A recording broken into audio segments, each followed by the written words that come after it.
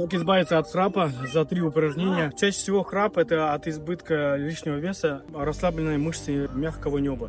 Эти упражнения помогут тебе быстро и эффективно исправить ситуацию. Сохрани и подпишись, больше полезности у меня в профиле.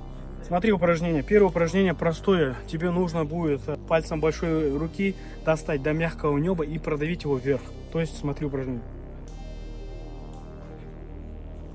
Сделай это упражнение, дави на небо 20-30 секунд и почувствуешь, как твое мягкое небо уже расслабляется. Следующее упражнение, нам нужно лечь на пол. Второе упражнение, тебе нужно расслабить корень языка. Расслабляя язык, ты перестанешь храпеть по ночам. Смотри. Подержал так 20-30 секунд, делаешь первое упражнение. Потом делаешь лимфодренаж печени. Покачал так 10 раз. И повторяешь первое упражнение.